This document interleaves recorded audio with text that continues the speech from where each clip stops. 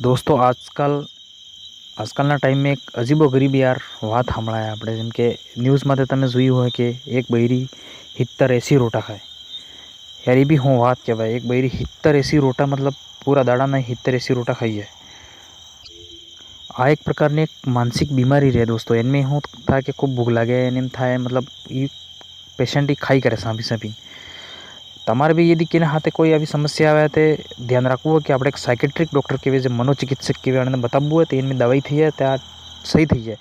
બાકી તમે કે ભોપવાય કે દોડતા નહીં ફરતા હો, વધારે ભોપવાય કે દોડતા ફરોગા કે આ તો ભાઈ બીજું કોઈ હે મયલો ખાય એમ કરીને, તો પછી મયલો શું ખાય ને એને ઇન્સાનને ભાઈ તકલીફ બી જ્યાદા પડી જાય અને આગળ કોઈ બી કન્ડિશન બગડી શકે. તો આ મયલો ખાય એમ કરીને તમારે કે ભોપવાય નહીં દોડવું હોય ને, અને સહી તરફથી કે ઇલાજ કરવો હોય, જે મનોચિકિત્સક ડૉક્ટરે ઇલાજ કરે સહી, આ બીમારી ધીરે ધીરે ઠીક થઈ જાય. ચલો ચેનલને ભાઈ સબસ્ક્રાઈબ કરજો યાર, ને શેર કરો. આવી કંઈક બીમારી હોય તો ભોપવાને દોડીને દવાઈ કરાવી સહી.